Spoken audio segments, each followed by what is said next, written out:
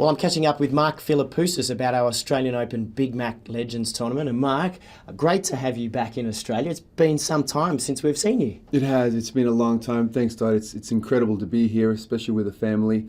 It just feels so good walking on these grounds where I literally started training here when it first opened up. And I think I was 13, 14 years old.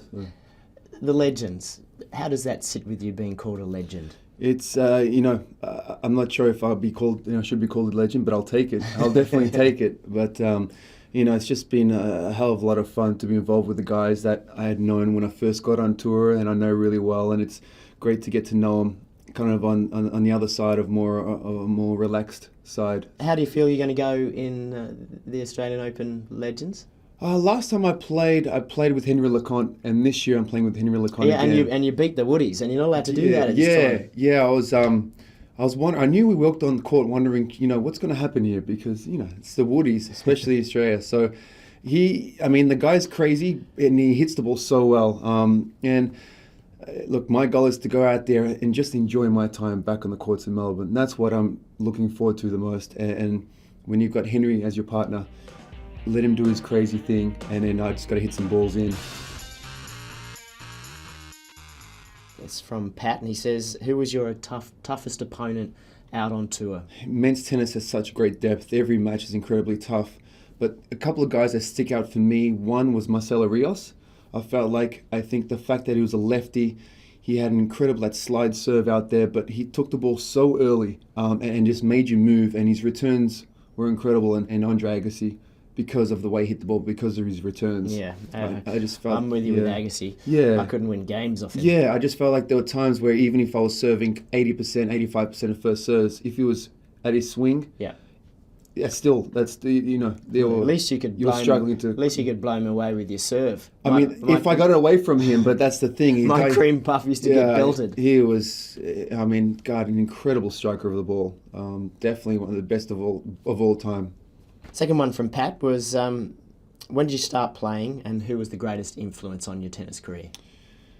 I started playing at the age of 6 years old with my dad. The greatest influence for me, I think as an all-round game, I kind of looked at Boris Becker because he had that all-round power game.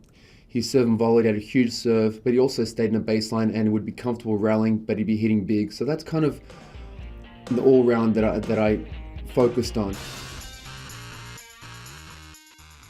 I remember vividly the one match that, for me, set your career on fire. It was on Rod Laver Arena, and it was against Pete Sampras. What memories have you got of that day? I just vividly remember how I felt. I remember walking behind him in the corridor, and he was in front of me. I'm like, Mark, I just said, you've got nothing to lose here. Go out there and just hit hard, and just hit him off the court. You've got nothing to lose. No one expects me to win. I'm a 19-year-old kid playing at home. My family, my friends are watching, playing against the #1 player in the world. It was a win-win situation for me. What was the moment like with the victory at that match point, but then the aftermath of the victory? I remember just, I did a second serve volley, and then on his backhand he missed it, and it was just like, yes, I did it. And I remember I was just like, okay, don't even think it's over. And then when he just said game, set, and match, and I saw that, backhand hit the net, I'm like, okay, it's over now. You did it. So that felt incredible. Turning around in my box, the energy that I got from the public that during the whole night and support was unbelievable. I hope they realized that how important that was for me and what it did for me. It definitely got me through the line. I know for a fact that mentally, I think as a person or who I was as a kid, I wasn't ready for at that stage. You got known from a guy who has a game where he could have a future and he's dangerous to someone who just beat #1 in the world. It's like, okay, he's either next thing or he's here, he's arrived. I think I wasn't ready for arrived yet looking back now, but a lot was going on.